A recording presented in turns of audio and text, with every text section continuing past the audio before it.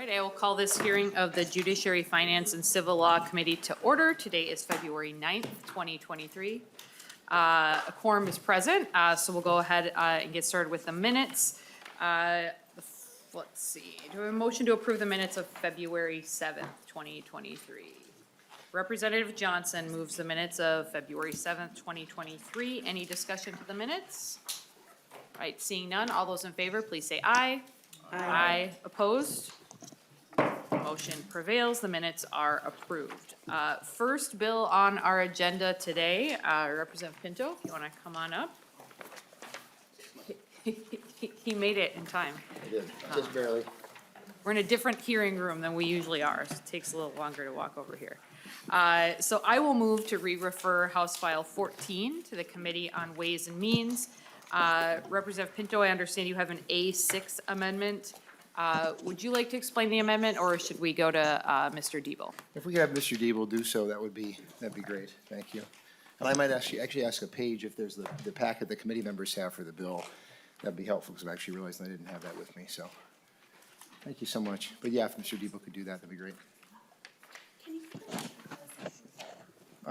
Put the mic closer. Okay, there we go. Oh, thank you. Acoustics yes. are a little different in this room compared to our dark rooms over in the SOB. Mr. Diebel, if you could explain the A6. Madam Chair and members, the A6 amendment is a technical amendment to make a conforming change based on an amendment that was adopted in public safety, which extended the period for which the chief law enforcement officer has to process a report of transfer from 5 to 30 days, and there was a cross-reference to a 5-day that was not included in the original amendment. That sounds like a technical amendment. All those in favor of the A6, please say aye. Aye. Aye. Opposed? No. The amendment, the motion prevails. The amendment is adopted. Thank you, Mr. Diebel. With that, Representative Pinto, we will go to you to tell us about House File 14 as amended. Thank you so much, Madam Chair, and thanks, members. House File 14 is a bill to require criminal background checks on all gun sales in Minnesota, with a number of exceptions that are listed at the back end of the bill. This is a bill that has been considered by the House and actually advanced by the House previously, but blocked in the final negotiations with the other chamber. Members, you're, I think, well aware that our country has a significantly higher rate of gun deaths than other countries around the world, any country we wish to compare ourselves to, and even many countries we probably wouldn't want to.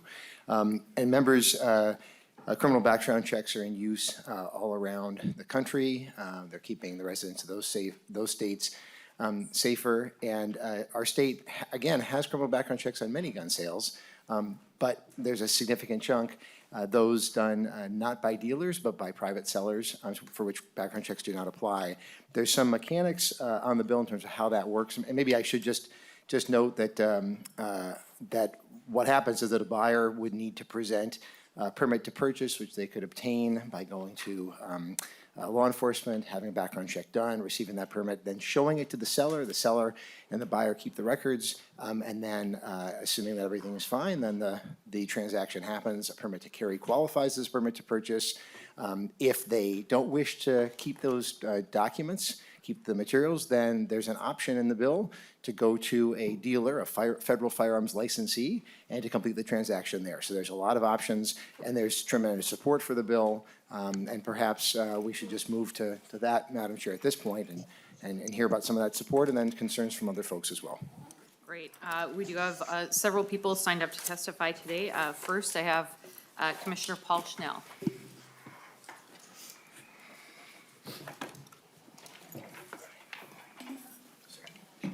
Welcome to the committee, Commissioner. Please introduce yourself and go ahead with your testimony. Good morning, Madam Chair and members. My name is Paul Schnell, Commissioner for the Minnesota Department of Corrections, here today to speak in support of House File 14.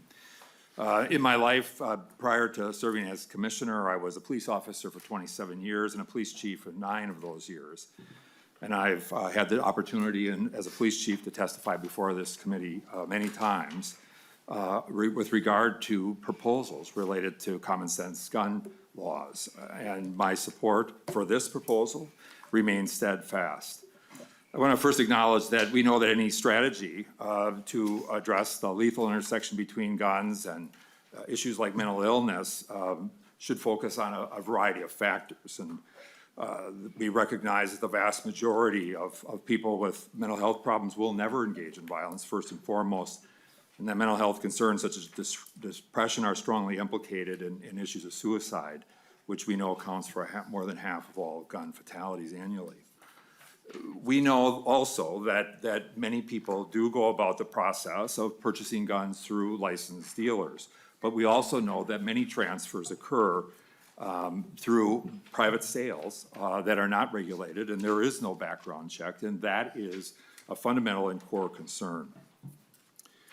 And having served as a police chief and being in the position of responding to a helpless family who only after a tragedy when their son took their life after purchasing a gun from a private party without any level of background check that would have been stopped had a background check or the permit process occurred is important.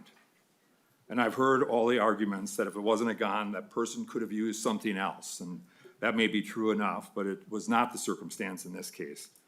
And I can tell you without equivocation that such a response would mean very little to that family whose son took their life while using that gun he purchased through a private party transfer. Providing this tool simply makes sense. It provides levels of mechanisms for due process, and I urge you to support House File 14. Thank you. Thank you for your testimony. Next on the list, I have Jeff Potts.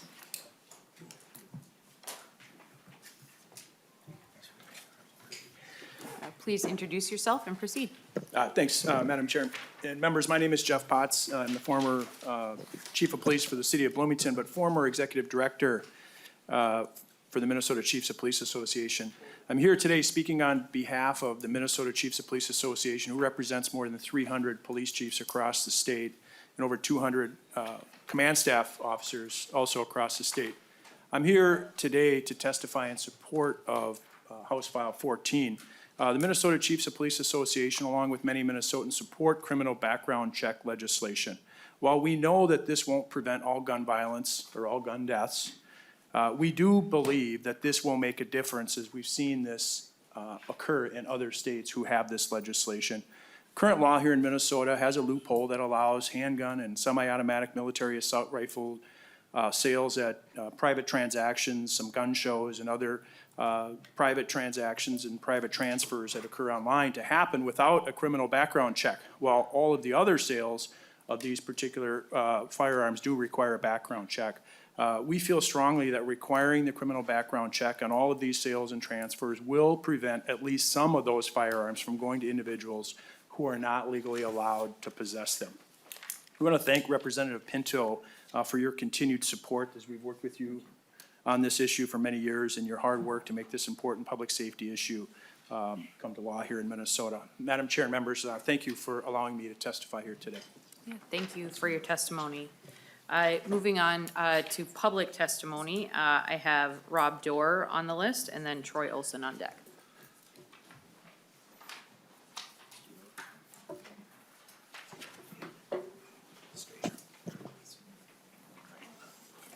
Mr. Dorr, please introduce yourself for the record and then go ahead with your testimony. Thank you, Madam Chair, members of the committee. I am Rob Dorr. I'm the Vice President of the Minnesota Gun Owners Caucus. I think we've been down this road before, but we keep hearing about sales. One thing I want to point out is this is not just about sales. This is also about transfers. It's very common for gun owners to loan firearms amongst each other, for purposes, for hunting trips. Those hunting trips may take several weeks, going out of state, things like that. Under this bill, now 30 days would have to, an individual would have to go get a permit to purchase, wait up to 30 days, and in many cases beyond that, based on the behavior of some police chiefs who have routinely waited weeks or months beyond the current statutory limitations, to get a private transfer, get the permit to purchase to engage in that private transfer, keep that documentation for 20 years, And then when it's time to get my firearm back that I loaned out to my friend Representative Scott, for example, for her hunting trip, I can't just take possession of my firearm back again. Now I have to get the permit to purchase and wait the 30 days and get, and keep that paperwork for 20 years. We do have the option of going to a federally licensed dealer, but that there is no guarantee that that option is going to be available in our area. FFLs are not obligated to provide that service, and they may charge a rather hefty $150, $200 charge to engage in that transfer. All of this being said, that the only, according to data from the Bureau of Justice Statistics, only 8% of criminally acquired firearms come from private sales. And a lot of those sales are from family members who would likely be exempted by this bill.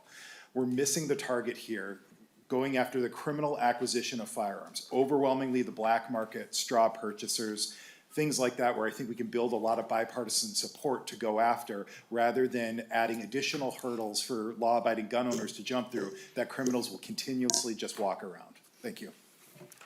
Thank you for your testimony. I will say, I'm curious what Representative Scott is hunting with, a pistol or military style. Madam Chair, wabbits.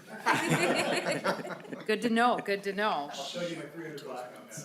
Yeah, all right, Madam Chair, Representative. you can hunt grizzlies with a handgun. Yep, okay, we're reeling it in. You still gotta talk through the chair. That's where I'm tracking it. All right, Mr. Olson. Thank you, Madam Chair, committee members. Thank you for this opportunity to testify. I'm Troy Olson, testifying in opposition to House File 14 on behalf of the National Shooting Sports Foundation. National Shooting Sports Foundation is the firearm industry trade association, which, with a membership of approximately 10,000 companies across the nation, employing over 11,500 Minnesotans, and having an economic impact of over $2.7 billion right here in Minnesota, according to 2021 numbers. NSSF opposes House File 14 because it is impossible to enforce without a national registration of all firearms and private party transfers. Of course, there is no national registry, and NSF would strongly oppose any such scheme.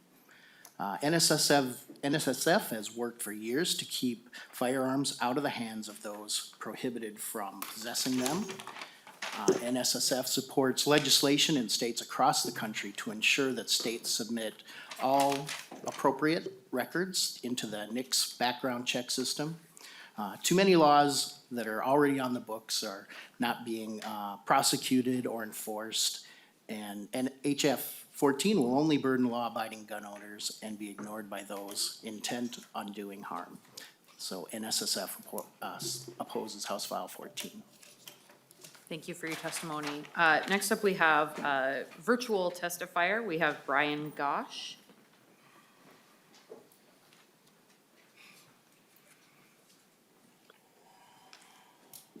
All right, please proceed.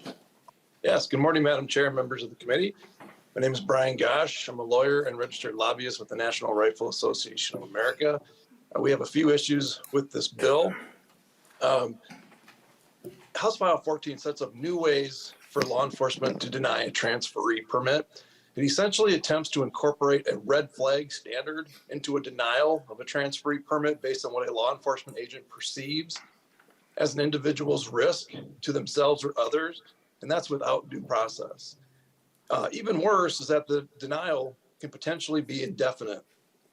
This bill makes it difficult to loan a firearm to many types of relatives and friends. And Minnesota has a strong tradition of hunting, and it is common to introduce people into the sport by loaning firearms for hunting purposes. House File 14 requires an onerous process before one could loan such a firearm for that purpose. House File 14 also adds a requirement for recording serial numbers and other firearm identification information upon each transfer. This sets up a form of government firearm registration, we believe. And additionally, it sets up unreasonable requirements for retention of paperwork and unreasonable criminal penalties for violations. So for these reasons and others, we would ask you to oppose House File 14. Thank you, Madam Chair, members of the committee. All right, thank you for your testimony. That concludes folks who had signed up ahead of time. Are there any other members of the public wishing to testify on this bill?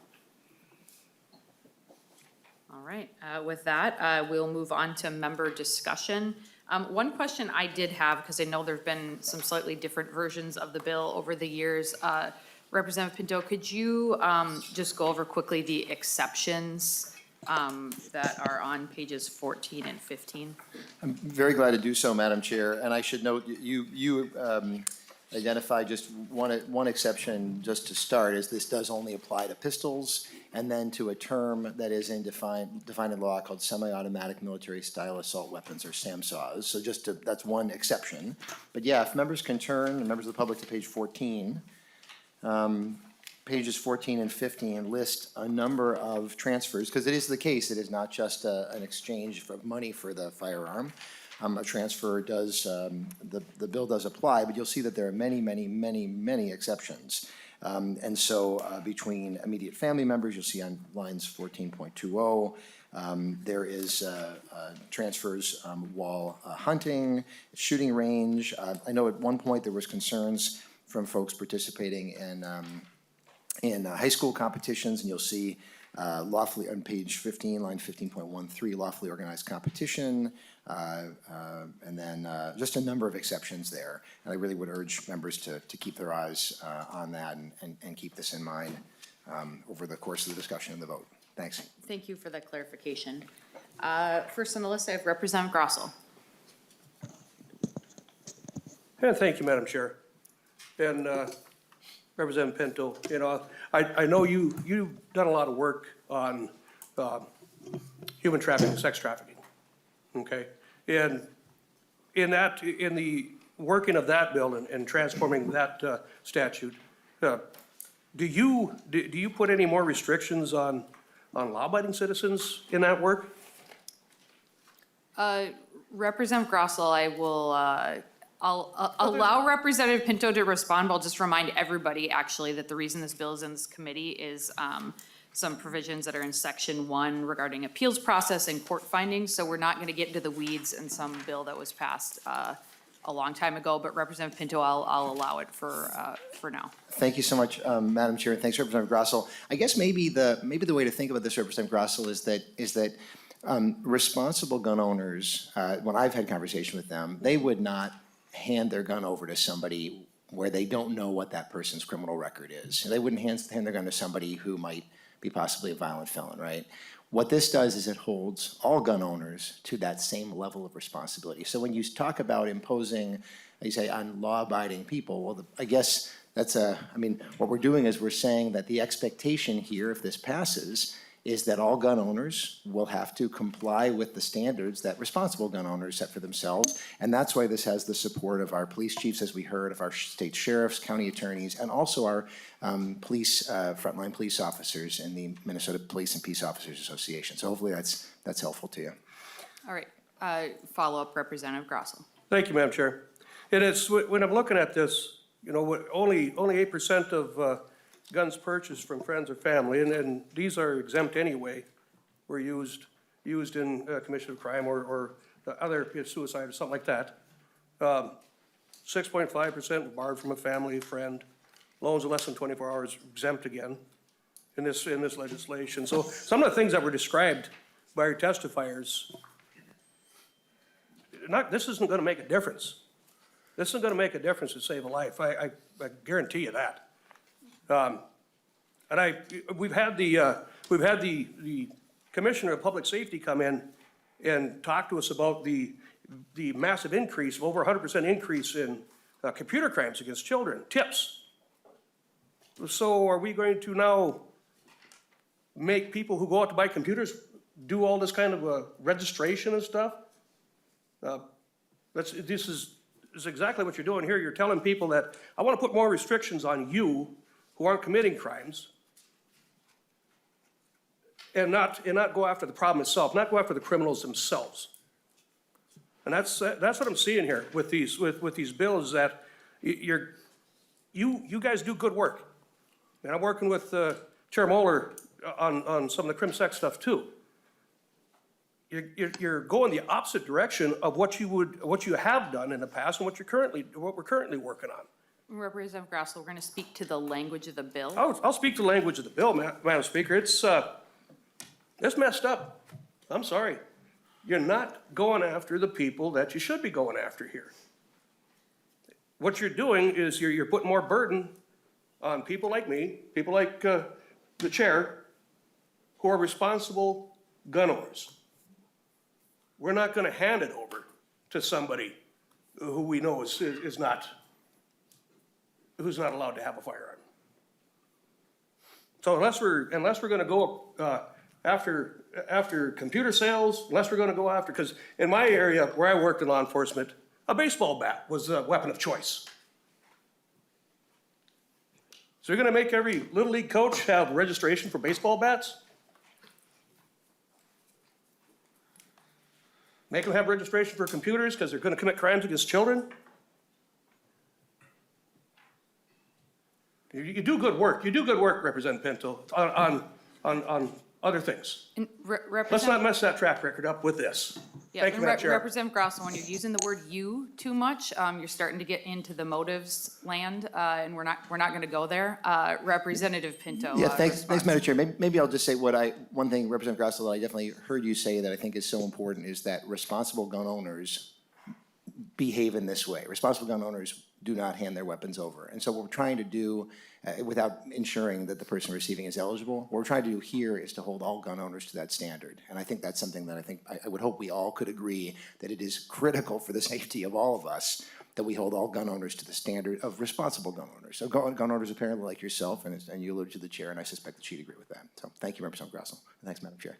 Yep, and I will say, when I've purchased firearms from Joe's Sporting Goods, the background process has not been onerous whatsoever. It might have caused me to buy some more stuff in the 5 minutes while I was wandering around the store, but not too much of a burden at all. Representative Curran. Thank you, Chair. And I just wanted to speak to some statistics that we've heard a few times already this morning. There's been that low number of 8% thrown out. And I just want to remind folks that I believe that number is used intentionally, because if we actually look at the number of gun deaths in the United States, that is 45,000 plus people per year. 8% of 45,000 people is 3,600 people who are involved in gun deaths. So if we're looking at statistics and we're saying it's only 8% of gun-related crimes that are committed by people not going through this process legally, and that we shouldn't pursue legislation to correct that 8%, I challenge folks to find a way to justify 3,600 deaths that could have been prevented by this. Thank you. Thank you. Next on the list, I have Representative Johnson.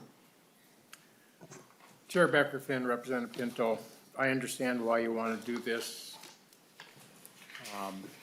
Restricting access to a Second Amendment, constitutional amendment, to a vast number of citizens and making it a lot of hurdles in order to exercise their Second Amendment rights. I'm disappointed that this bill is moving forward again.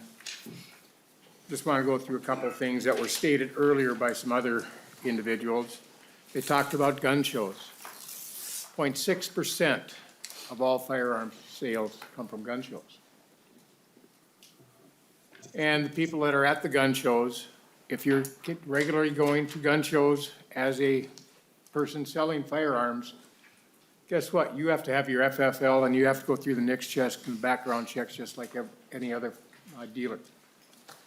Very few people selling the actual firearms at the gun shows are not dealers. I'm also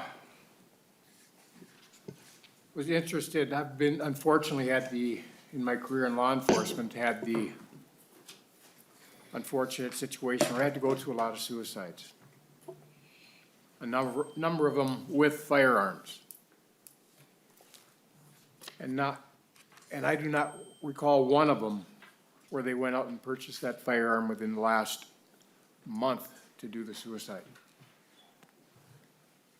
The firearm had been purchased by them years ago or with their So it's not a situation where they go purchase the firearm to commit suicide. I'm disappointed that our law enforcement partners that are here today that made those comments, I have a feeling it's been a long time since they've been on the road, because that's not what happens. It may happen occasionally, but not very often.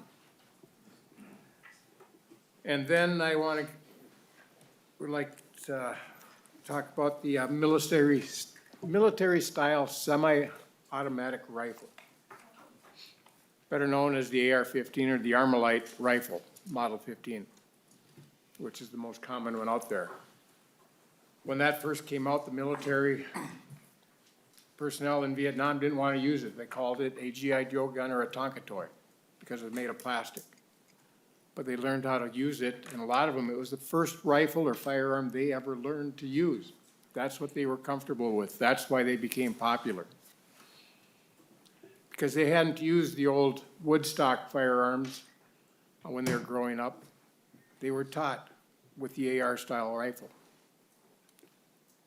When you're taught to use something, that's what you usually use your whole life. I grew up in a family that only drove Fords. We don't drive Chevys. Guess what? I drive Fords. Just because that's the way we grew up. It's the same way with the firearms that people like to choose. It's the one they're comfortable using. And there is no difference between a military-style assault rifle. A good example of that is the Ruger 1022. You can buy it with a wood stock, or you can buy it with all the cosmetics that looks just like an AR-15, but it's the same rifle. No difference. The only reason this was put into law is because the AR-style rifle looks scary. Now, Representative Pinto, I do have a question for you and a couple comments afterwards. In this bill, it allows the police chiefs and the sheriffs to wait 30 days instead of the 5 days that, or 7 days, I believe it's 7 days that they have to get the permit to acquire back, which is good for 1 year. Do we need to tweak something on that so if somebody violates or does something that permit is revoked? Absolutely, I agree with you on that part. But if they haven't violated, Representative Johnson, was there a question? I don't want you to go to your comments before he has a chance to answer the I'm question. about to ask the question. Okay, wasn't clear.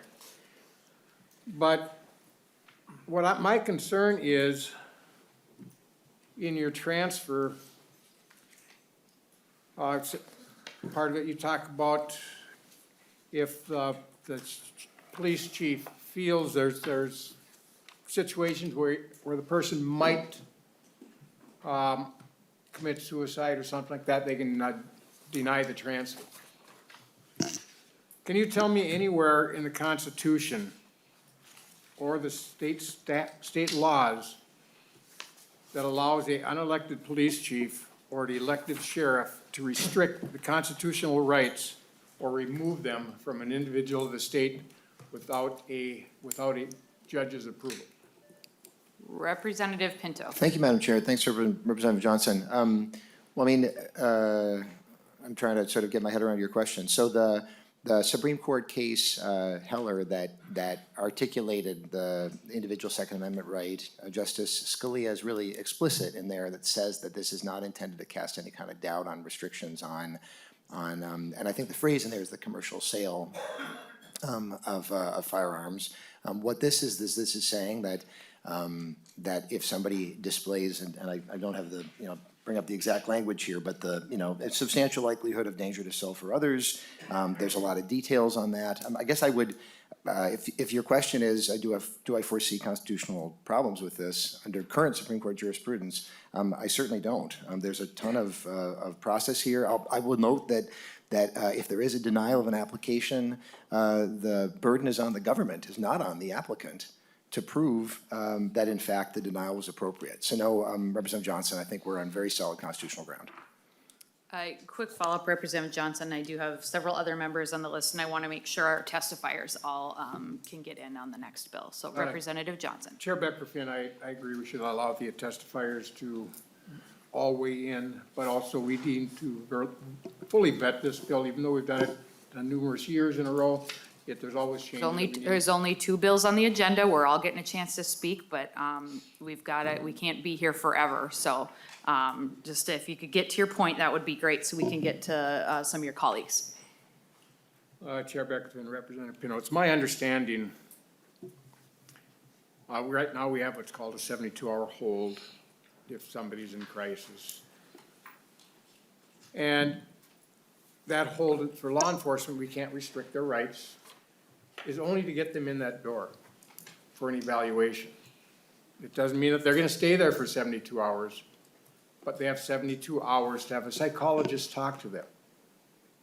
And the psychologist makes the decision. If the psychologist says that, yes, there's enough to hold on to because they have some problems, they only can hold on to them for that 72-hour period, and they have to go to the judge to have their rights restricted to continue in the program. This bypasses that whole thing without going to a judge to have somebody's Second Amendment rights restricted. So with that, I'll end there, Chair. All right, thank you. Representative Moeller. Thank you, Madam Chair, and I have a question and then just a couple of points to address some things that have been said. I mean, I've heard it said that this isn't going to save a life, and we already heard what Commissioner Schnell said, the example that he gave about a gun that was sold without a background check at a gun show. We also heard examples of this in the Public Safety Committee.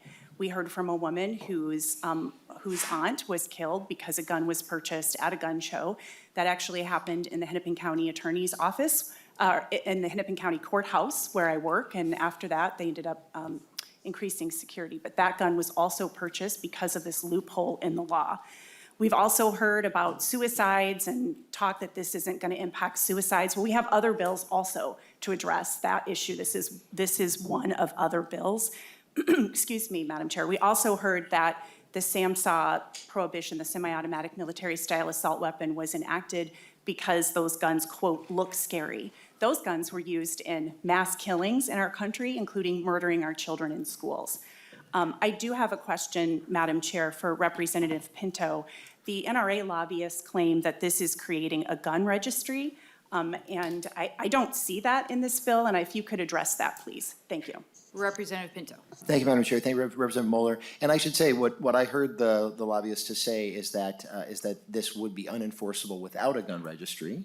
And I just don't, no, I strongly disagree with that. So first of all, just to be clear, it does not create a registry. It doesn't require the buyer or seller to provide, to send the records in or anything. There's a transaction, the records are kept. Again, unless they choose to take the option of going to the dealer.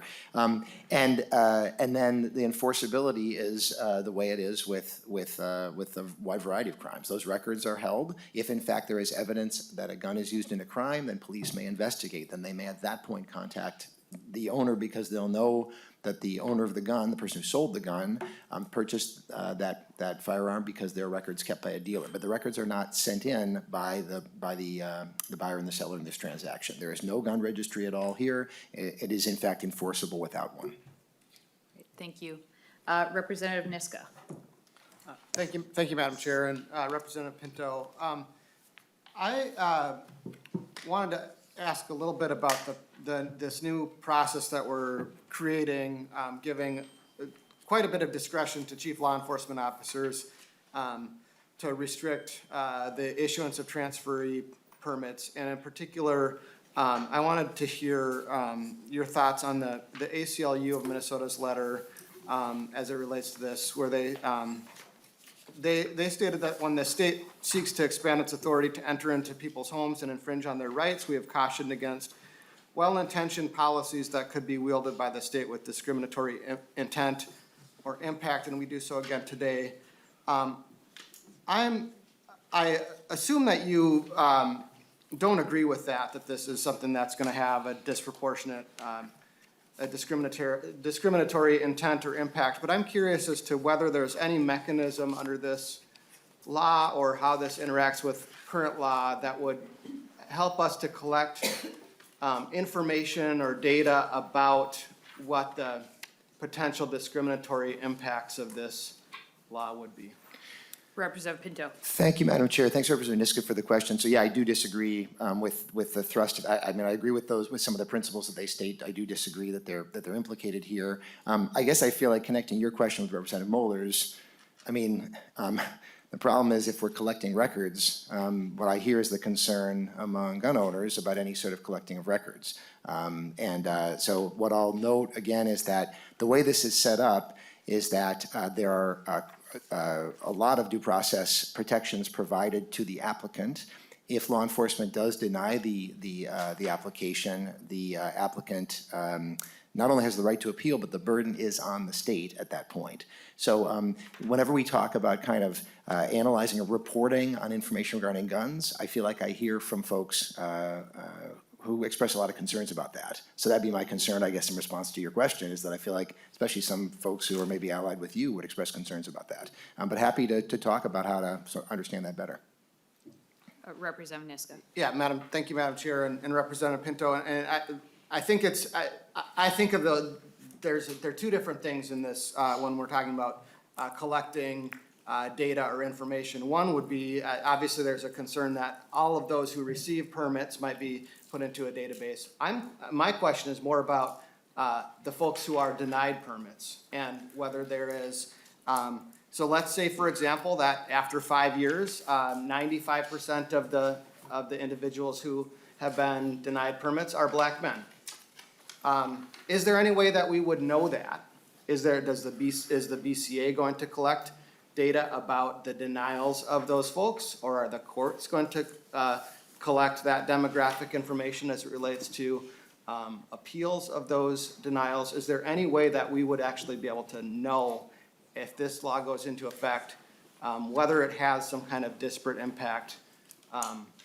You know, that's just one possible way.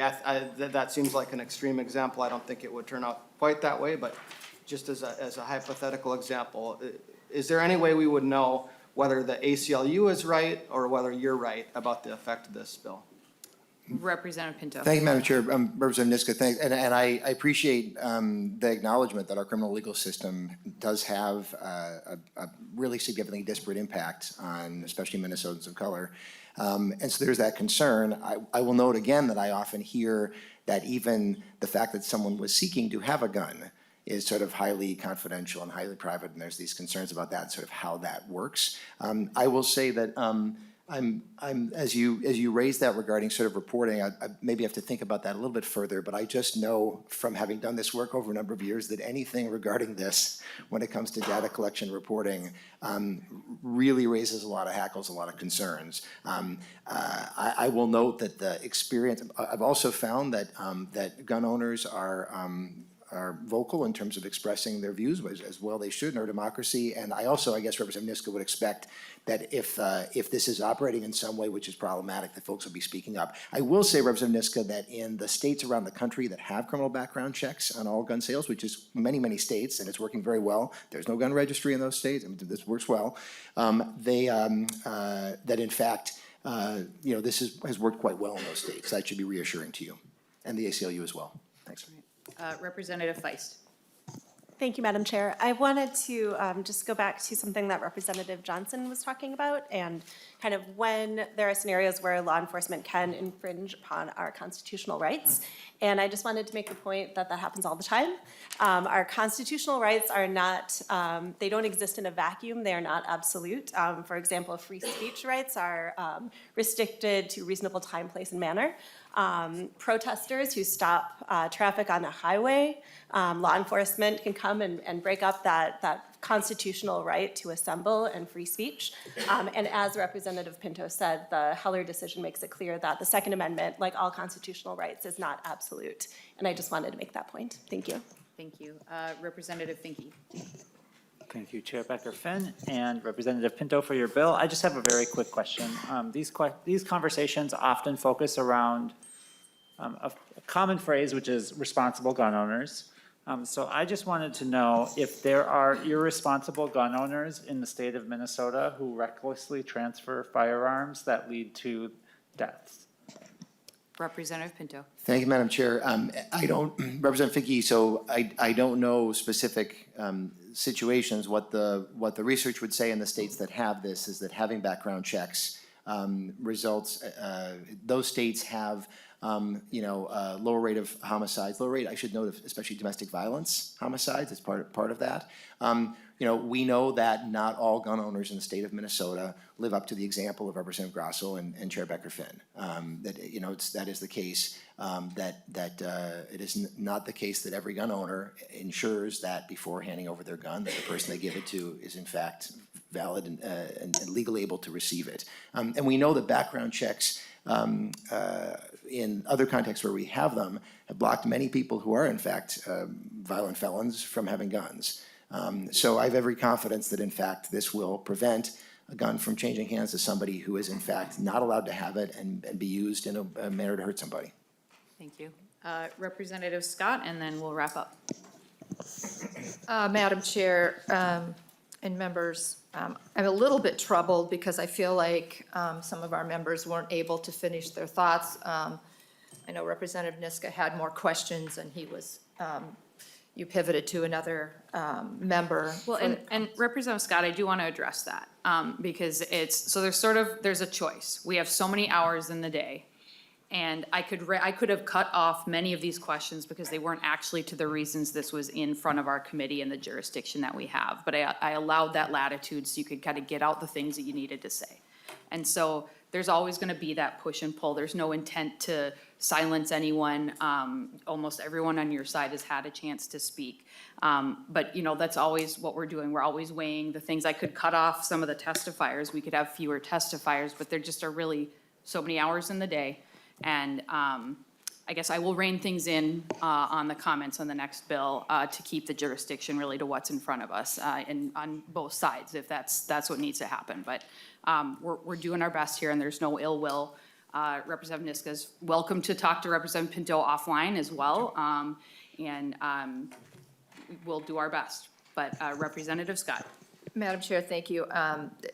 Committees are for vetting, and that's what we're elected to do. So anyway, I'll move on with my questioning. I just want to preface this by saying again that this is a constitutional issue. And any time that you're,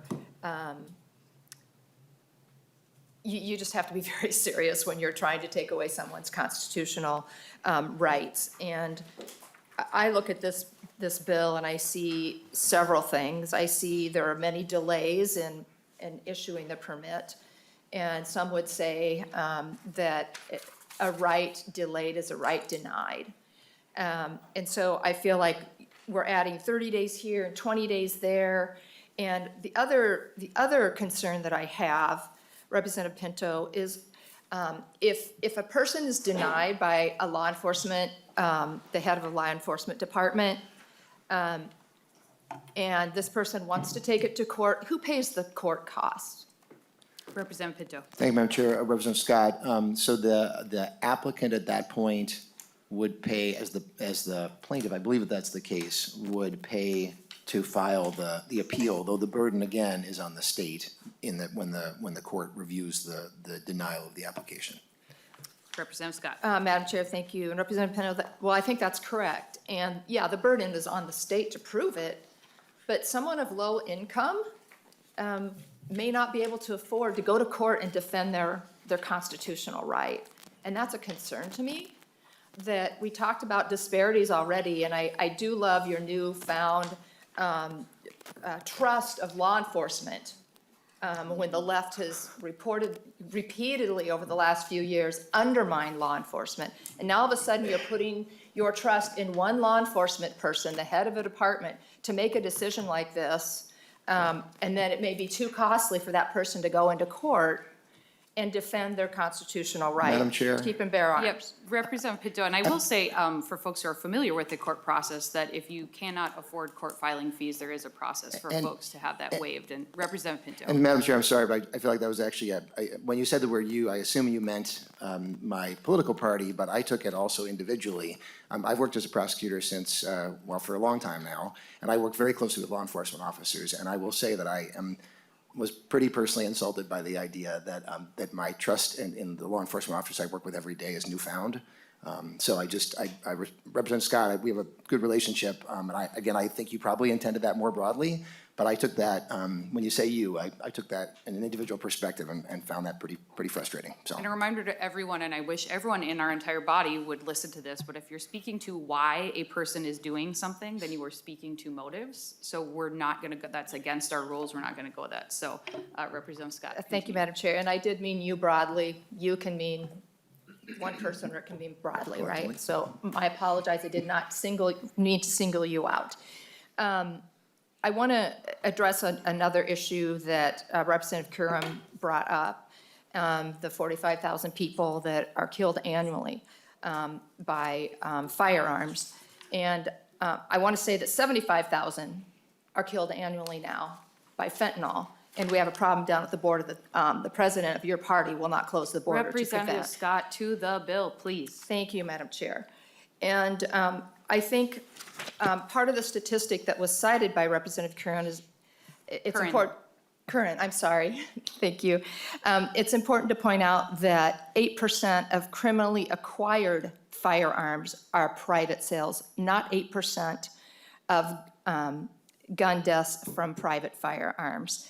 And you also included suicide deaths in there, so it wasn't exactly an apples to apples comparison and statistic that you cited. Lots of random fruit comparisons happening this morning, Representative Scott. Right, thank you. Madam Chair, I just think that this bill is giving too much power to one individual within government to deprive someone of their constitutional rights. And no one around this table believes that there shouldn't be some assessment and some way of determining someone's ability to and responsibility to own a firearm. We have a process that's in place, and there's a way of doing this without denying someone their constitutional right to come before a judge or a jury and prove that they are capable. I don't believe that this bill is going to solve violent crimes. I've had a bill, as you know, Representative Pinto, that would get at those that are legally transferring a firearm to a known felon. That's where most of these crimes are happening, with illegal guns, 67%. So I think this, again, has been stated, I'll state it again, this is going to put the onus on law-abiding gun owners and not really get at the criminal element, which is the problem with gun violence in our state. Thank you, Madam Chair. All right, Representative Frazier, real quick, and then we're going to get to the vote. Yeah, I'll be quick. Thank you, Madam Chair. Representative Pinto, thank you for bringing this bill. I think it's a common sense one. It's one of many tools that we're going to have to put in place to deal with the gun violence problem that we have, not only in our state but in our country. One of the things that I am very excited about is the conversation around and the passion that I heard from inquiries from my colleagues over here around the inequities in our system. And so I know bills are going to be coming for this committee, and I'm looking forward to them bringing that energy and passion to discussion of those bills and passing them along. So thank you. All right, Representative Pinto, closing comments. Thank you, Madam Chair. Thanks, Representative Frazier, for that. Look, the fact is, members, criminal background checks work. That's why we have them on many gun sales. You ask Minnesotans, should there be a background check to make sure that somebody who has already been, we've already decided that some people should not have access to guns. Criminal background checks work. They're working in other states that are in there. And this is why this does have the support of law enforcement and the broad support of the vast majority of Minnesotans. Members, thanks for the conversation, and I'd urge your support. Thank you, Madam Chair. All right, and didn't catch it on the record, but Representative Scott indicated that she would like to request a roll call. So roll call having been requested, I will renew my motion that House File 14 as amended be re-referred to the Committee on Ways and Means. The clerk will take the roll. Chair Becker-Finn. Aye. Vice Chair Frazier. Aye. Minority Leader Scott. No. Representative Carroll. Aye. Representative Curran, Aye. Representative Feist, Aye. Representative Finke, Aye. Representative Frederick, Aye. Representative Grossel, No. Representative Johnson, No. Representative Mueller, Aye. Representative Niska, No. Representative Weens. No. It's 8 ayes, 5 nays. All right, with 8 ayes and 5 nays, the motion prevails, and the bill is on its way to Ways and Means. Thank you, Madam Chair. Thank Representative you, members. Pinto. Vice Chair Frazier, we've got House File 15.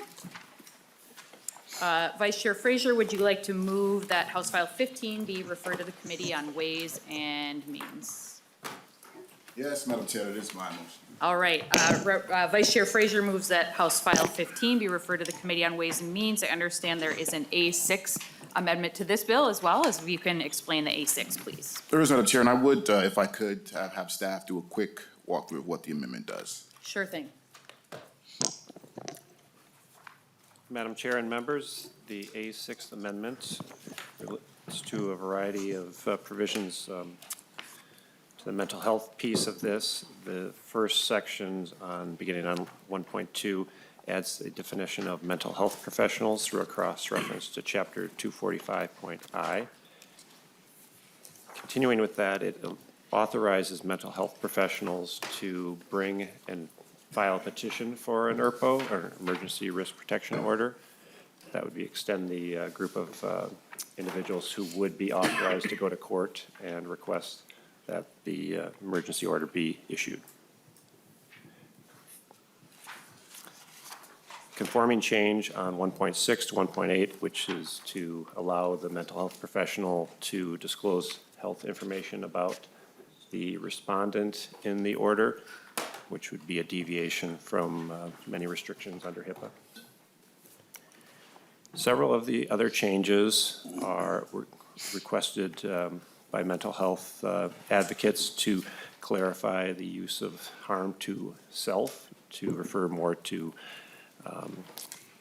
a significant risk of suicide, so explicitly identifying the risk of to the individual.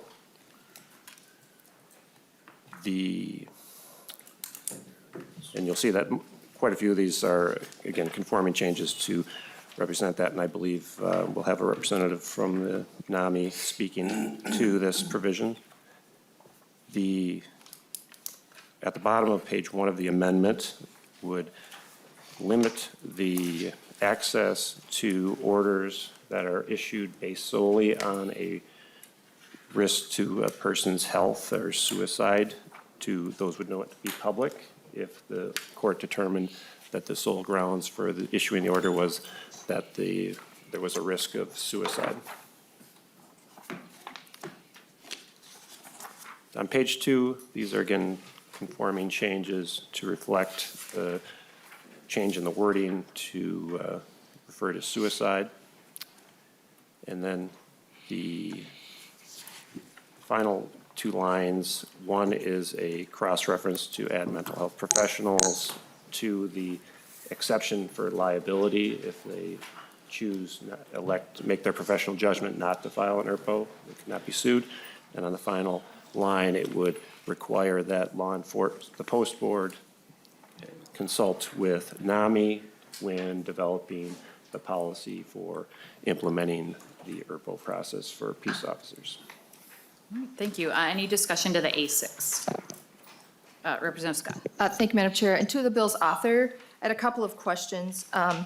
Does this transfer of mental health information, does that include patient communication with that mental health person?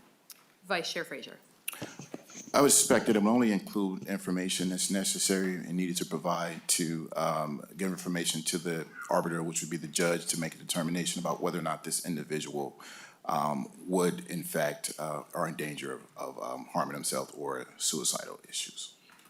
Representative Scott. Thanks, Madam Chair. And any concern at all that this might have a chilling effect on people actually going to a mental health professional and stating that they're having some issues that and that they need help. If they're afraid they're going to have a constitutional right revoked by doing that, do you think this will have a chilling effect at all?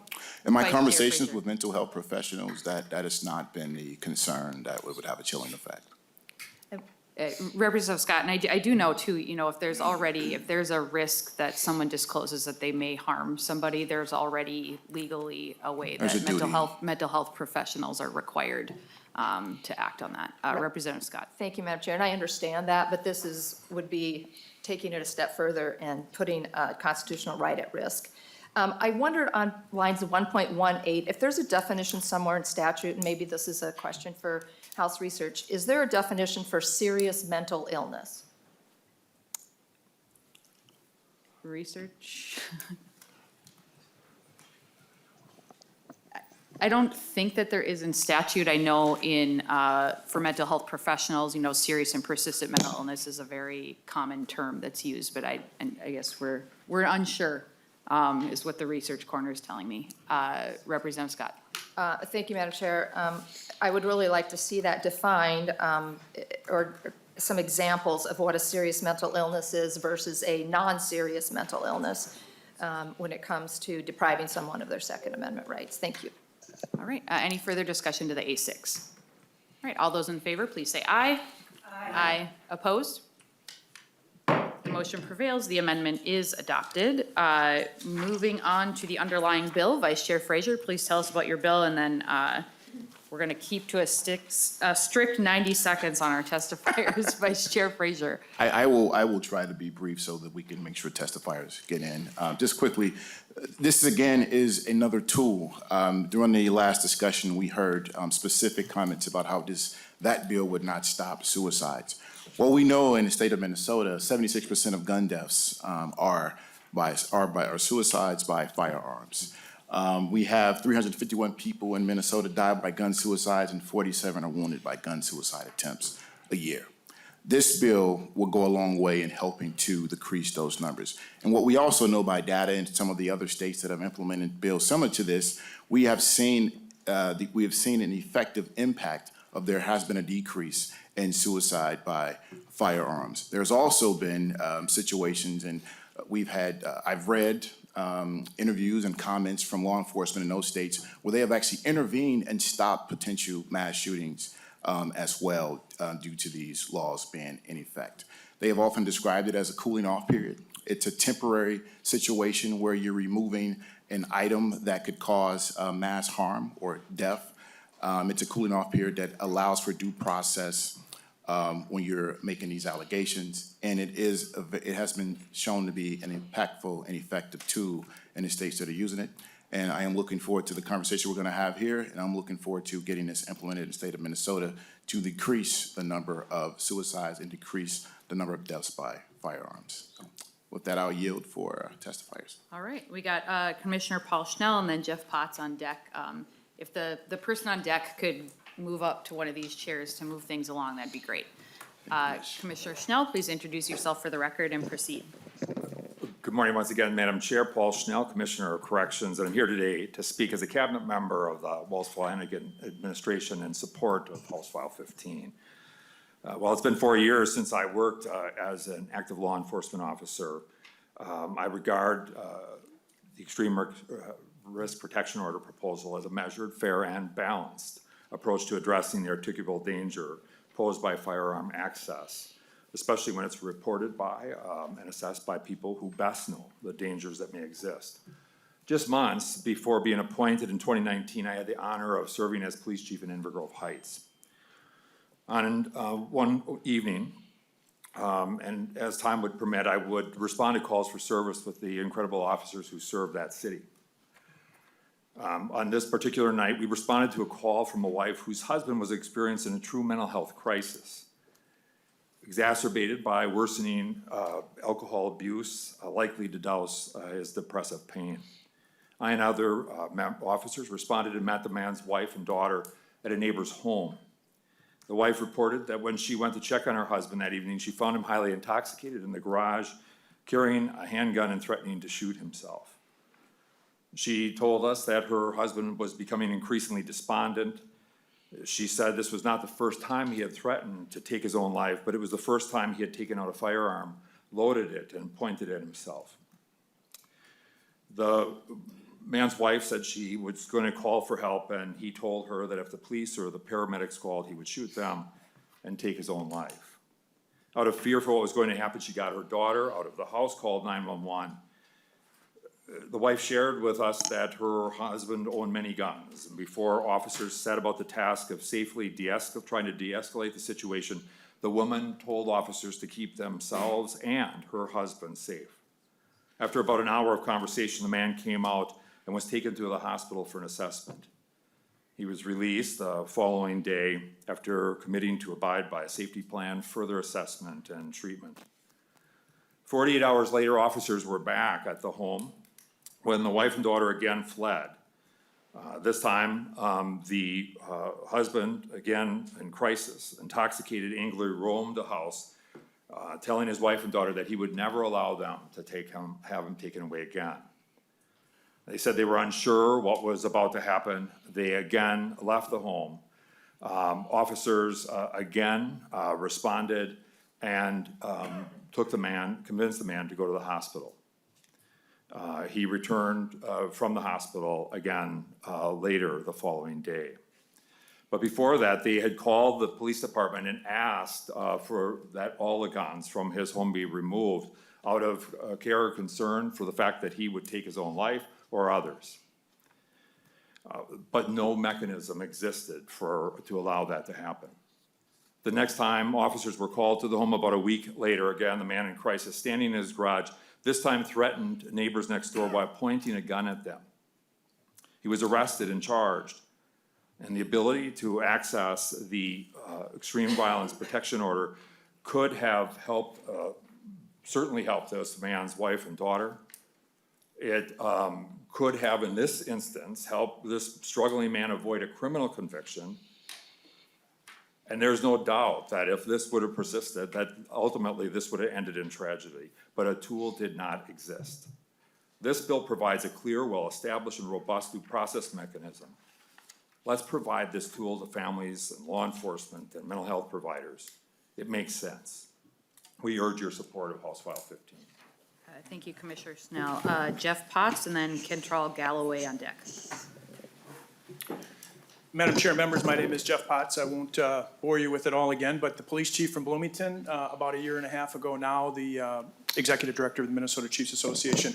To try to respect the chair's time restraints here of 90 seconds, I could tell you stories similar to what Commissioner Schnell just told you in my 12 years as a police chief in the city of Bloomington. And currently as the executive director, I talk to police chiefs on a daily basis that could also recount stories like that. I'm here today to testify in support of House File 15 on behalf of the Minnesota Chiefs Association. Extreme risk protection orders focus on a relatively rare but yet far too often tragic circumstances where individuals' mental health issues escalate to dangerous behavior. These orders will allow law enforcement or family members to bring evidence to a judge to temporarily separate that person in crisis from firearms when there is a substantial evidence that they pose a significant danger to themselves or others by possessing a firearm. Family members and law enforcement are often the first to see the warning signs. We believe the issuance of a temporary extreme risk protection order will be or is a sensible and reasonable option to address these potentially dangerous situations. We stand in support of House File 15 and sincerely thank Representative Frazier for bringing this bill here today. Madam Chair, members, thank you for allowing me to testify here today. Thank you very much. Kentrell Galloway and then Sue Abderholden on deck.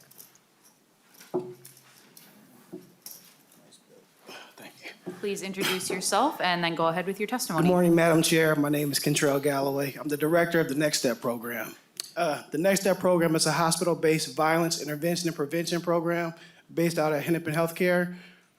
We help survivors of gun violence. So we're supporting hospitals at North Memorial, Abbott Northwestern, and Children's Minnesota. The Next Step program is a hospital-based violence intervention program.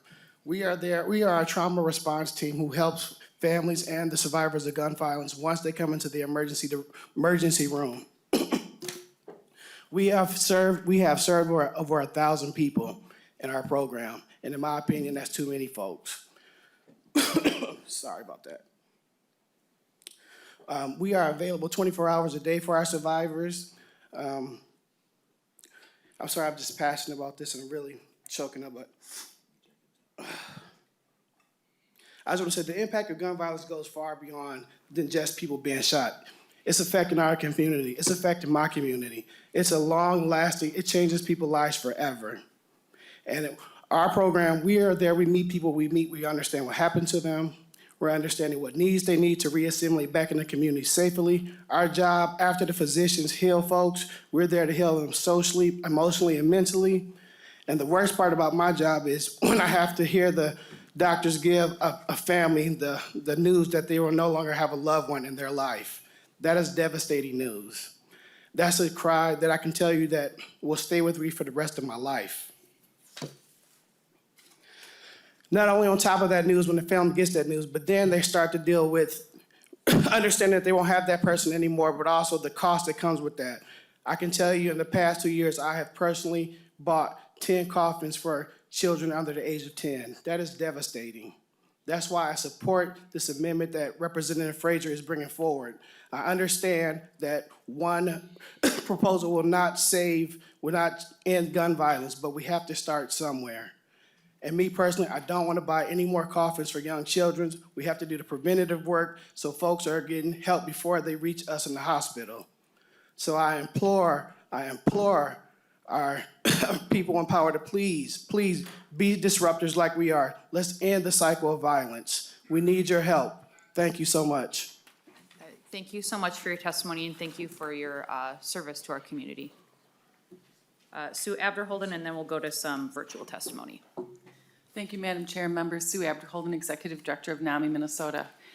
First, I want to thank Representative Frazier for working with us on the amendments to just make it clear we're really talking about risk of suicide. I think that that's really important. As was mentioned, we lose way too many people to suicide, and especially to guns, because they are frankly lethal. What we believe the red flag law basically does is help us do what's called means restriction. And that's where we restrict access to lethal means to prevent someone from taking their own life. Time is key to preventing suicide, to help them see that the crisis won't last, to connect them to someone who can help, which is why, again, limiting access is so important. And I want to say that what the research tells us is that when you take away one method, people don't necessarily go to another. So when we put up barriers on bridges and they find that they can't jump off a bridge, they don't go somewhere else. We take away access to a gun, it doesn't mean they'll find something else to take their life.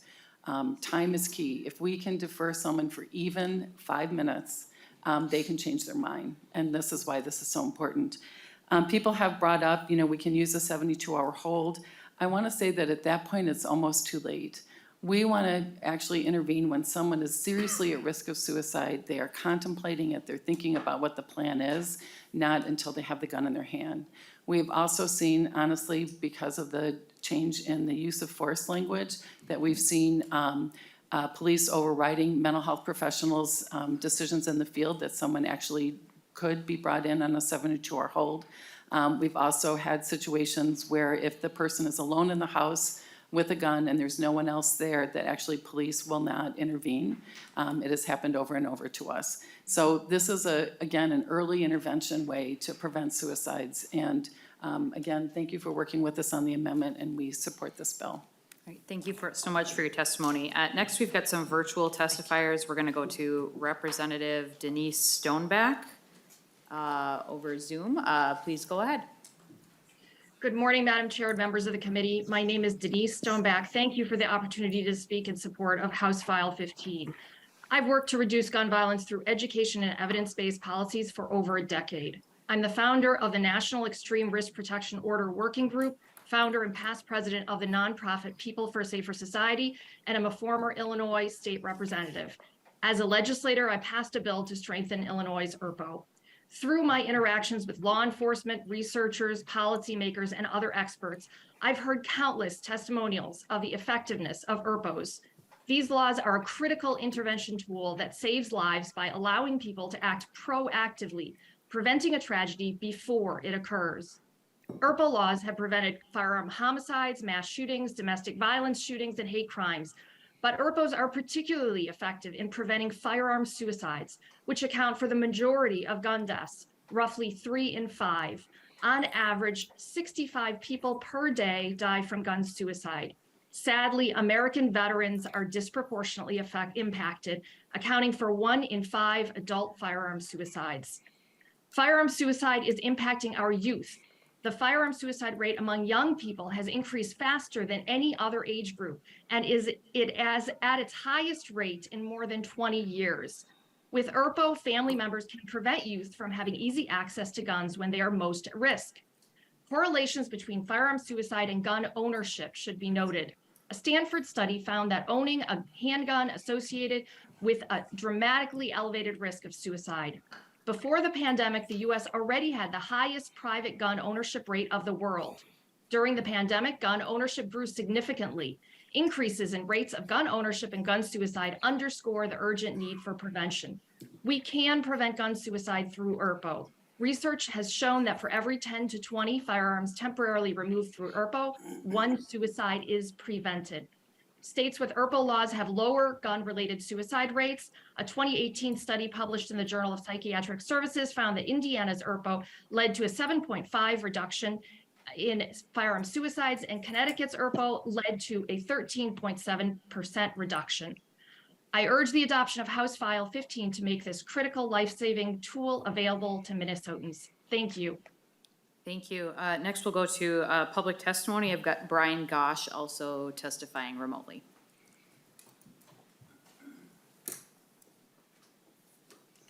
Okay, can you hear me okay? Yep, we can hear you. Please go ahead. Thank you, Madam Chair, members of the committee. My name is Brian Gosh again, lawyer and registered lobbyist with the National Rifle Association. I want to correct the record real quick because in the previous bill, it was stated that I said that could not be implemented without a registry. That's not what I said.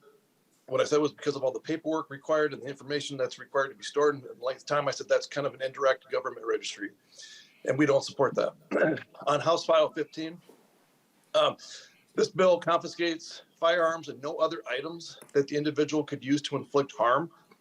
And there's nothing in the bill about the respondent getting mental health treatment or even evaluated after the guns are confiscated. And once the firearms are confiscated, there's no obligation they be transported and stored properly or by the least restrictive means. For example, transferring to a friend or relative as allowed in other chapters of Minnesota statutes. For example, in 518B, these are domestic abuse statutes. If an ex parte order is granted in that case, the respondent gets a hearing faster than is allowed in House File 15, and the firearms are allowed to be transferred to a friend or relative. But House File 15 doesn't allow that. It sets up an onerous process, and they can be stored improperly, transported improperly, and there's no liability on the people who do that. Finally, we really believe the existing civil commitment statutes are sufficient to address those who are a danger to themselves or others, and they do a better job of it if they're properly funded, because then you remove the person from all dangerous objects and they get mental health treatment, and it happens instantaneously. It happens way faster than this, because you get that person out of what is ostensibly a dangerous situation to themselves or others and into a mental health professional. So thank you, Madam Chair, members of the committee. Thank you. Next up, I've got Rob Dorr and then Tom Evanstead on deck. Please proceed. Thank you, Madam Chair. Rob Dorr, again, Vice President of the Minnesota Gun Owners Caucus. A couple years ago, I got a call from one of our members, and his question was, he's a veteran. His question was, do I lose my gun rights if I start getting mental health treatment? And I could have given him the simple answer and say, probably not. There are some VA provisions, but I wanted to dig a little bit deeper and started talking to him and realized that he was going through some stuff. He had been divorced. He had recently lost one of his children to a drug overdose. And in talking to him, I said, I'm happy to hang on to your guns for you for a while you work through this stuff. One of his biggest concerns was that if he went to go get mental health treatment, he was going to lose his gun rights. And that may seem like it's crazy. That may seem like that in itself is a mental illness to you people, but some people are just that passionate about their liberties, about their rights. They care about it that much. So rather than see him forego the treatment, which I really think that he needed, I worked with him to help find a way that he was secure from his firearms, but also getting the help that he needed.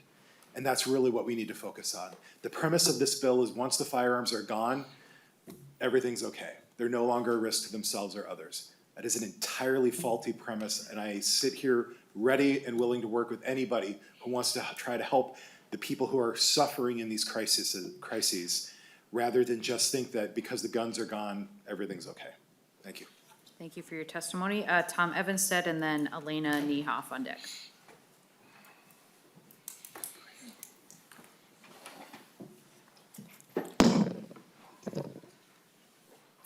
Good morning, Madam Chair, Vice Chair Frazier, and Minority Lead Scott. My name is Thomas Evanstead, and I am testifying in opposition to HF 15, the so-called red flag law. I'm testifying today for my World War II veteran dad, who I lost at age 95 last month. I'm the poster boy for this bill, as I've been red flagged since 1998, 25 years now by law enforcement in Minnetonka and Richfield and their prosecutors and judges for no just cause. This bill eviscerates your Second Amendment right to protect yourself and your family from exactly this kind of dangerous overreach by government. This massive, unprecedented expansion of police power our founders warned us about will result in disaster for law-abiding citizens of the state, especially those outside of the 7-county metro thug bubble. Your right to confront your accuser, stripped. Your right to a hearing to defend yourself before you get SWAT raided, that's stripped. This bill egregiously violates due process.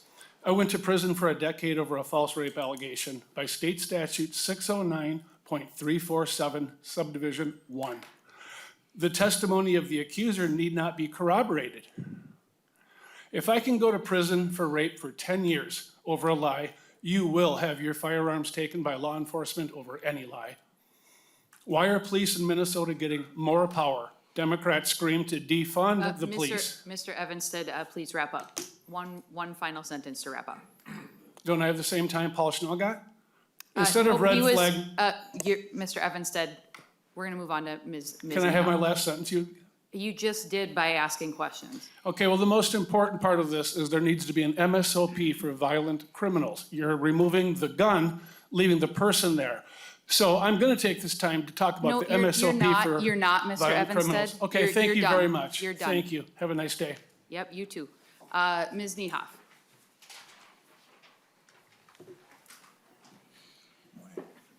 Good morning. Good morning, Madam Chair and committee members. My name is Elena Niehoff. I'm a registered nurse from Rochester, Minnesota. I'm testifying in opposition to Bill HF 15. It is perfectly understandable that so many people want to do something to prevent future shootings, but the enactment of the Bill HF 15 is not appropriate response. Good example is Connecticut. Connecticut passed the red flag bill in 1999, but it did not prevent 2012 Sandy Hook shooting. Florida had the Baker Act before mass shooting. Please do your research. I'm advocating to enforce existing laws instead of creating the new red flag laws.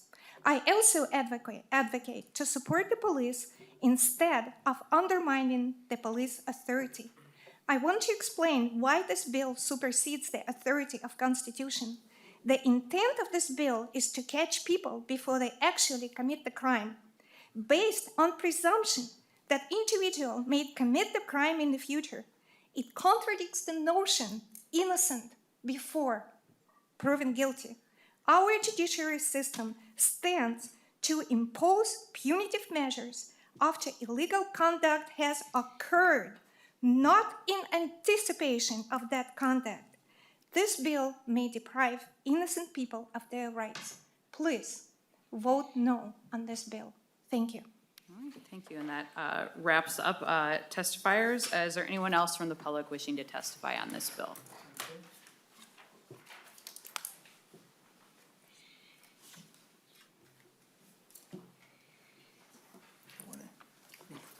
Thank you, Madam Chair. My name is Doug Taylor, and I am a firearms instructor with my company, Hat Trick Training, and I'd like to testify in opposition to this bill. And that term hat trick training might have just flew by people in relationship to firearms training. The reason why I call my company Hat Trick Training is in remembrance to my son, who was a big-time hockey player from little kid through adulthood, but he was also a hunter and a shooter. And he died from suicide by gun, coming up on 6 years on Memorial Day. So I know a thing or two about the impact of suicide to those who survive the suicide. And in my classes, I open every class with the story of my son and why this connection to the name of my company, so that I promote the idea of suicide awareness. And every class I end with the suicide awareness, the stats on how many suicides are by firearms, and how we must take this seriously, because firearms are inherently dangerous tools. And when people use firearms, it succeeds. So I would be in opposition to this because of the fact that I look at our case with my son, and I never knew there was any suicidal tendencies until 6 a.m. when the Savage police knocked on my door telling me that he had died. So there's lots of anecdotal situations on the other side, pro side for the bill, but I want to put my anecdotal situation on the opposition because I look at this, would it have solved anything in our case? And it wouldn't. There are other ways to help people who are seriously suicidal, and I would like to pursue those instead of a red flag bill. Thank you. Thank you for your testimony and sorry for your loss. Thanks. Moving on to member discussion, Representative Weens. Thank you, Madam Chair. My question's for Director Sue Abderholden. Director, thank you to NAMI and many other mental health organizations that over past years have changed the stigma of seeking mental health for many of us. I represent the veteran community, and of course, we're savaged by mental health issues. Not everyone is as energized and motivated, but it does impact my community. I'm a little concerned about this bill in the sense of it may send a chilling effect to those that are seeking mental health help. And my question is, would HF 15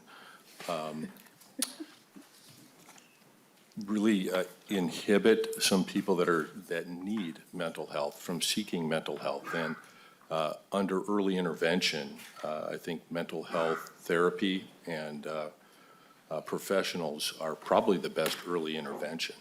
And I would want those people, whether they're veterans or they're citizens, to seek mental health and not be discouraged that they may lose one of their civil rights. Thank you. Ms. Abderholden. Thank you, Madam Chair. Representative, we talked extensively about this within the Mental Health Legislative Network, and that's 40 organizations related to mental health, including, psychiatrists, psychologists, et cetera. They all said it isn't something that they would jump on, that they were doing a risk assessment for suicide. It wouldn't be just someone has depression, right? It would have to be, really, they're very, very seriously concerned that that person is about to take their life. They all said that they would certainly talk about voluntary efforts first. We supported the bill that you could put yourself on a list voluntarily to not buy a gun for, a couple of months just to protect yourself against that. So they would do that first. So it would only be in kind of those extreme situations would they do that, because they do recognize the impact that it could have. So again, nothing that they would do very easily, but they all felt that it was important at times, especially when someone perhaps is living alone, they don't have connections with family members and things like that. They would really want to protect that person. Madam Chair, just one Representative follow-up. Weens. Yeah, could you briefly describe for a mental health care professional if the request for medical records, mental health records of a patient, how that would be processed, and if there's a difference between what's currently in law and what HF 15 does? Ms. Abderholden. Madam Chair, Representative, so the records, my understanding in reading the bill is that when they request any records, that the records themselves are private. We wanted to go a step further and say that the order is private because we feel that that is a healthcare issue. They're not a danger to anyone else in the community.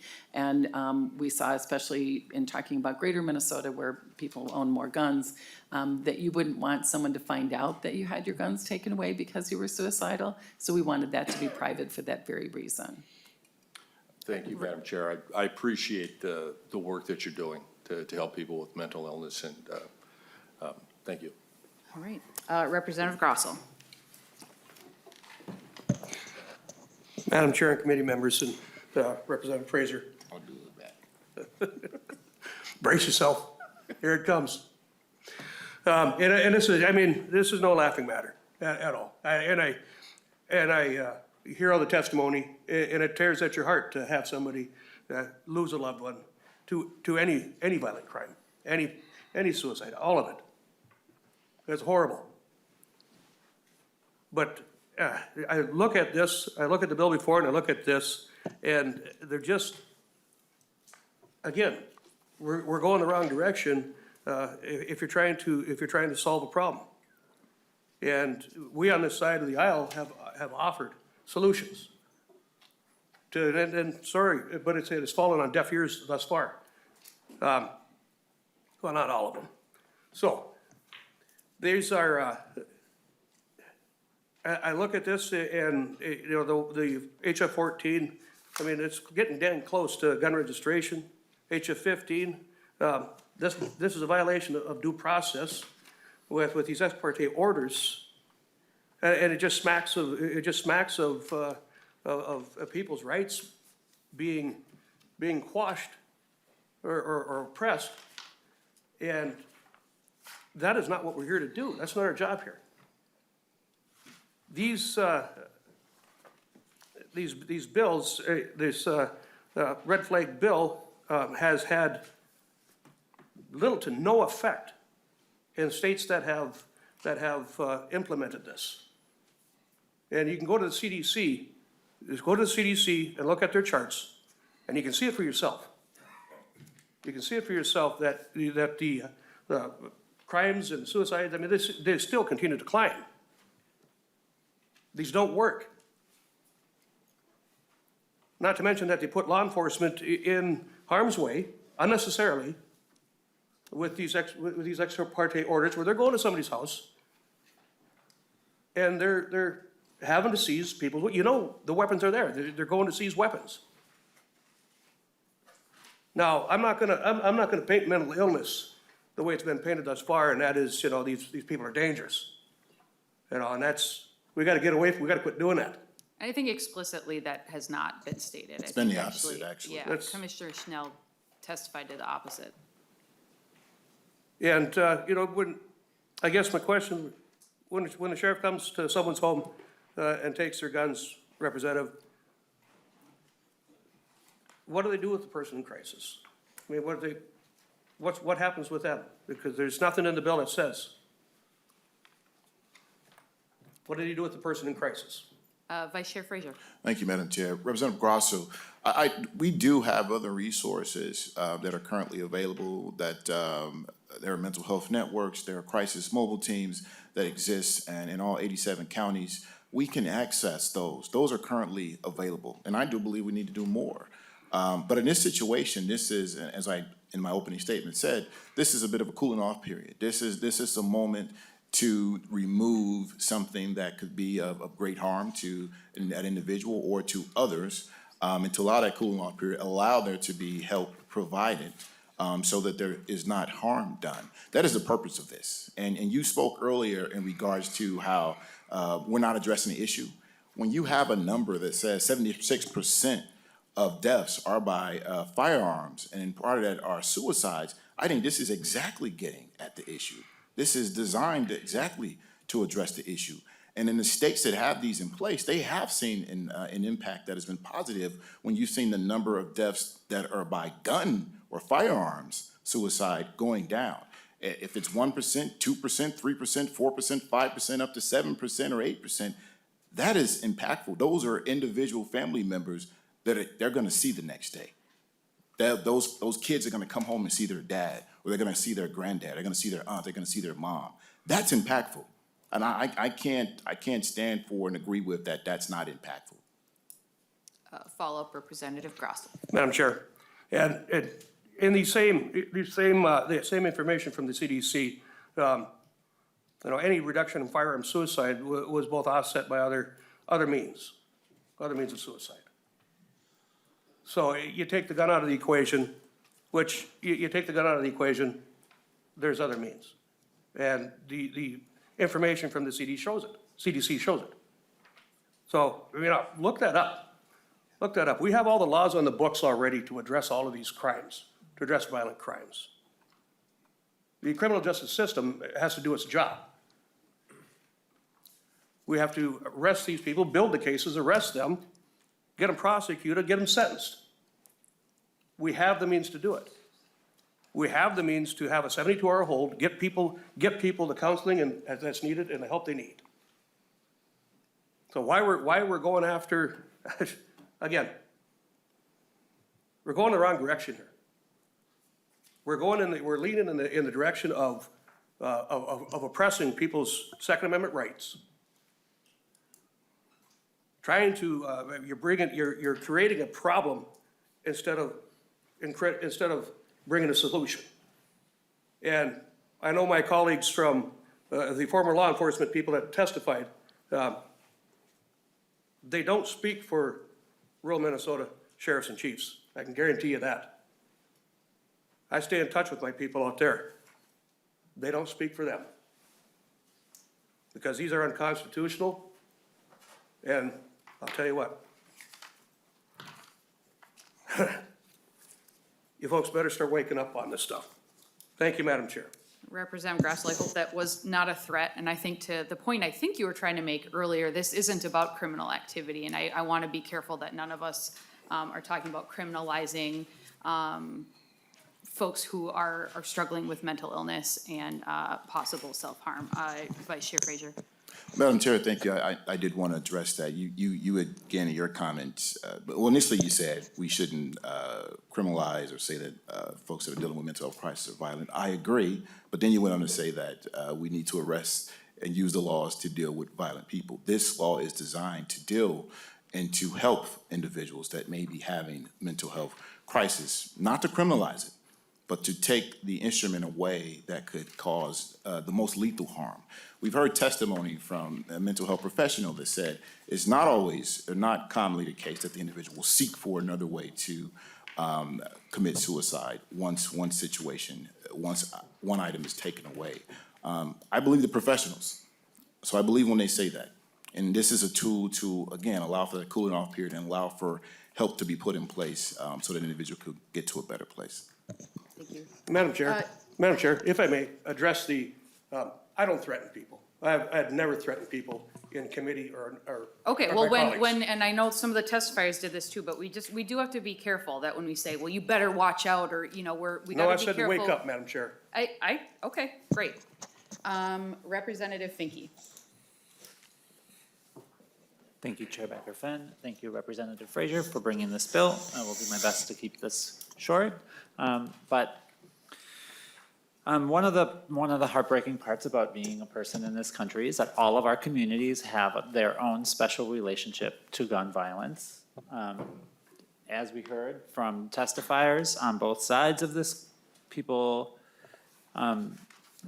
these gun deaths are very close to very many of us. And it's not an easy conversation to have. And I find extreme protection orders very, very complicated to support.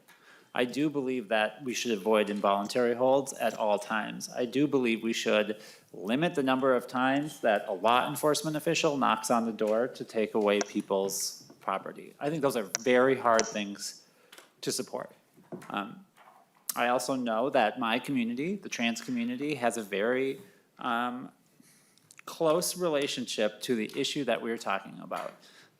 The murder of trans people by gun is statistically much higher, and I'm not going to share all the data because I will cry if I do, but my community is dying by gun violence, mostly domestic murder. They're dying by suicide, 70% of which are by firearm. And we have to find ways to solve that problem. And this is a way that's being brought forth that says we're trying to address that problem. It's not a perfect solution. It's not going to save every trans person from murder. We know that. It's not going to stop every trans person from committing suicide. We know that. But I think that we can stop acting like a few lives saved isn't worthy of our work. A small percentage of people who are not killed is a reason to take action on guns. I have multiple people in my life who should be alive and are not because somebody couldn't get their guns away from them. One of them ended up being killed by police. One of them ended up being killed taking their own life. So I want to thank you for bringing this bill. I'm urging people to support the bill. I'm recognizing that this bill has extremely complicated relationship to lived experience of people, but we are here to make really hard choices and not pretend like one way or the other way is the obvious, easy way. So we should stop acting like that. We should stop scaring people. We should try to help people. So I have a question for Representative Frazier. Is this the best thing that we can do right now to try to help people? Vice Chair Frazier. Thank you, Madam Chair. Thank you, Representative Finke, for sharing those words and your personal experiences. I believe this is one of the tools, one of the best things we can do right now to do this. There are other bills moving through the legislature that I believe will be helpful as well, but this is one of those tools that I think is needed. Thank you. Representative Niska.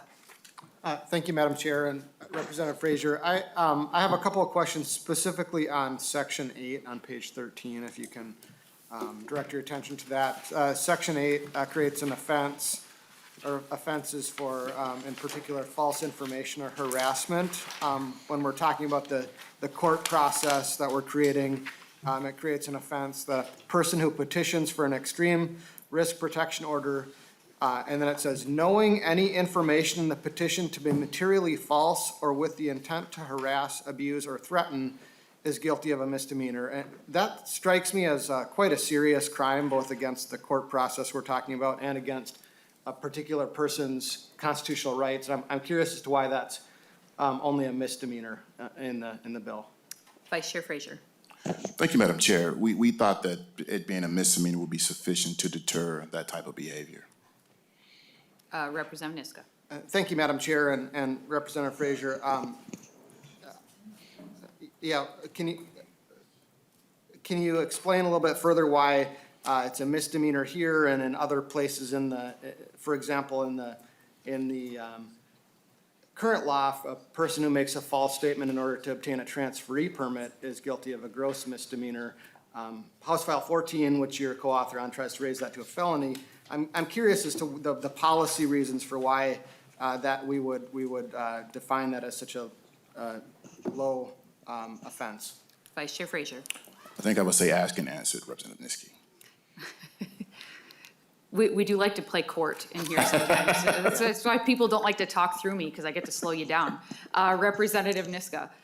Thank you, Madam Chair, and Representative Frazier. I also am curious about the beginning part of that, that it's limited to a person who petitions. Is that just the person who actually files a petition, or would that include, for example, in the ex parte emergency context, someone who goes to law enforcement, gives law enforcement false information with the intent to harass or to knowing that information is false?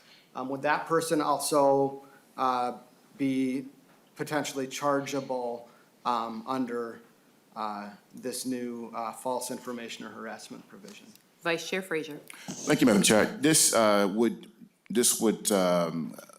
address direct petitioners, but I would say, if in going through the process, if the judge determines that an individual that is a part of that process providing information does so knowingly in a false situation, I believe they would be able to address that. I mean, it's already a crime to falsely report to law enforcement. Representative Scott. Thank you, Madam Chair, and that was my question, would we need to go to the false police report statute or something like that? Do you have, This would not. Vice Chair Frazier. Sorry, Madam Chair, Representative Niska. This would not prevent the law enforcement or the courts from using the laws that are already on the books. Thank you. Further, Representative Niska. Yes, I do have, I did also want to ask Representative Frazier about the same topic that I had asked Representative Pinto about, and in particular, the ACLU letter.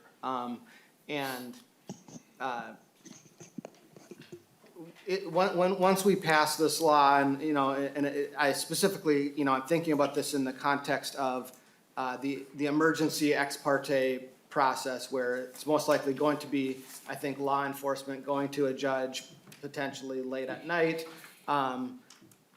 Is there going to be some way for us to understand, in particular, and maybe through de-identified data or something, the ways in which that impacts particular communities, or just to get at the concern? And I know that you share the same concern that the ACLU is expressing, and just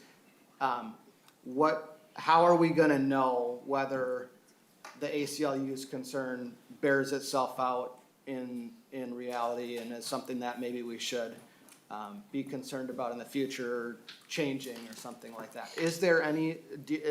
All right, Representative Niska, I think you've asked something that sounded like a question like 5 times, and I think we know what you're getting at. So Vice Chair Frazier. Yeah. Thank you, Madam Chair. Representative Niska, I do share that concern broadly overall in our criminal justice system. What I can tell you the most that I like hearing is that you are passionately making inquiries about that and seem to share that concern. There will be a bill looking to collect data from our courts, and that's one of the things that we can make sure we address to take a look at. We know there's disparities, we know there's inequities, but to look and specifically see where they are to help us guide our policy. So I hope you're going to join me on that bill. Representative Niska, I need to move to Representative Johnson. Madam Chair, I see he's got a list there too. Madam Chair, Niska. I just want to tell Representative Frazier, come talk to me about that. Appreciate it. Representative Johnson. Chair Becker, Representative Frazier, I understand what you're doing with this bill. What we've seen across this country, they don't work that well. California's got probably some of the strictest gun laws in the country, including red flag laws. Had 2 mass shootings just in the last month. It doesn't seem to work. Now, I understand your goal in this is to get the person help, or actually get the firearms out of there to make them safe, to make the situation safe, but does nothing to get the person the help that they need. And the other thing, I just going through both House File 14 and 15 while I'm sitting here listening. This is a great 1-2 punch to dismantle our Second Amendment. Get an extreme risk order against you, and guess what?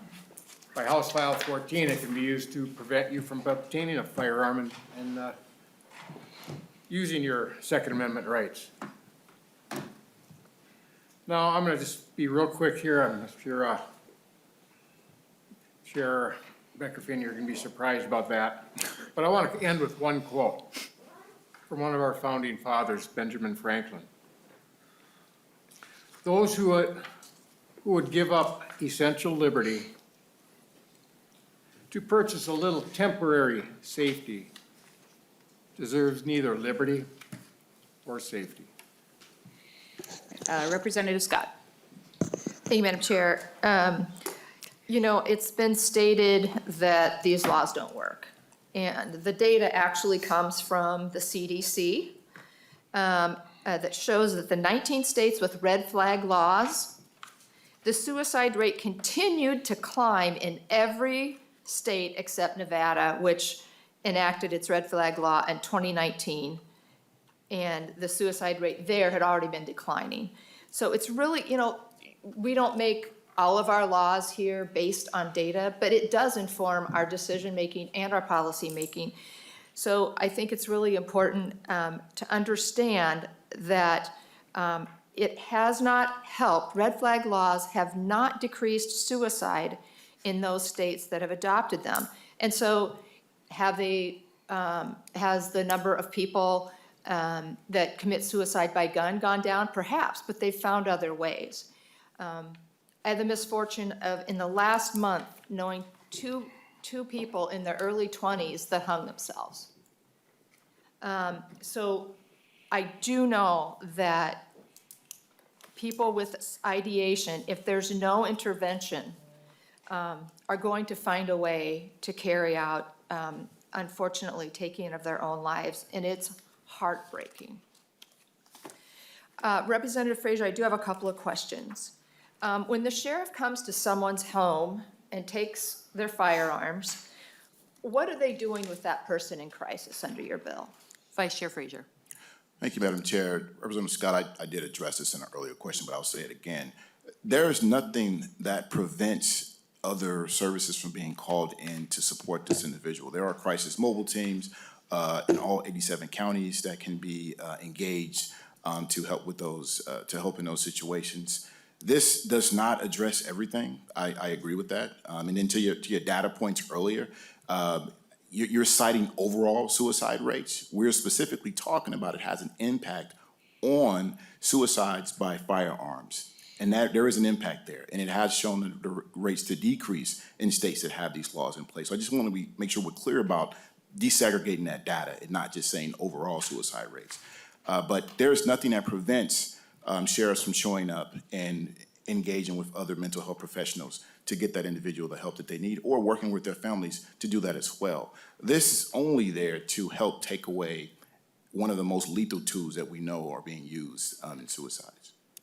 Representative Scott, and we've got just a couple more minutes before the next committee needs to be in this room. Sure, thank you, Madam Chair. Representative Frazier, you're missing the point of the statistic. Overall suicide rates have not gone down, even if the gun violence ones have, the ones that are taking their own lives by guns. And I know you're impatient with me and you're rolling your eyes, but the fact is, if we're trying to keep people from committing suicide, this is not helping, because if they don't use a firearm, they're finding other means. Representative Frazier, how would law enforcement know that they've confiscated all the firearms in the home? Vice Chair Frazier. Thank you, Madam Chair. They will, if the warrant or the order will describe the firearm, then that's the firearms that have been identified in the petition. Those are the firearms that they will be there to remove. And I will say this, there is an opportunity in the order for the individual to self-transfer. It doesn't have to be the sheriff going into the individual's property. They can self-transfer. They can bring the firearm in themselves to law enforcement or to an arms dealer to have the transfer done. So you don't necessarily have to have law enforcement into someone's property to take away. And in some states, we have seen where, in most cases, the individual will make the self-transfer, and you don't have to have law enforcement come in and take it away. Representative Scott. Thank you, Madam Chair. Final question. What happens if the law enforcement agency refuses to return a person's firearms after the order has expired? What is their cause of action there, if there's one? Vice Chair Frazier. Thank you, Madam Chair. Thank you, Representative Scott. The law requires law enforcement to return the firearm. The individual would have the ability to petition through the court to make sure their firearm is returned if that is not the case. Thank you, Madam Chair. Thank you. Vice Chair Frazier, closing comments, and I'm assuming you guys want a roll call on this? Okay, roll call having been requested. Vice Chair Frazier, closing comments. Thank you, Madam Chair. This is one more tool to help us to address an issue that we know is substantial, and particularly in greater Minnesota. It's having a huge impact on Minnesotans. And whenever we find a way, and we know that the data tells us that this is a solution to a problem, it is our duty as lawmakers and policymakers to implement something, to provide a solution, and put the solution in place. I don't get frustrated by the debate, but I do get frustrated when the opposition arguments are just repeated as a way to make them a fact. It doesn't make it a fact because you repeat it multiple times. The data is what we're going by, is what's driving us to put these things in place. And that is what I listen to. When I listen to the professionals that came and testified And that's what we should do. Those are the folks we should listen to. We should be driven by the data, and I believe we can put things in place to help save lives. Thank you. Thank you. Vice Chair Frazier renews his motion that House File 15 as amended is referred to the Committee on Ways and Means. The clerk will take the roll. Chair Becker-Finn. Aye. Vice Chair Frazier. Aye. Minority Lead Scott. No. Representative Carroll. Aye. Representative Curran. Aye. Representative Feist. Aye. Representative Finke. Aye. Representative Frederick. Aye. Representative Grossel. No. Representative Johnson. No. Representative Moeller. Excused. Representative Niska. No. Representative Weens. No. 7 ayes, 5 nays. With 7 ayes and 5 nays, the motion prevails and the bill is on its way to Ways and Means. We are adjourned.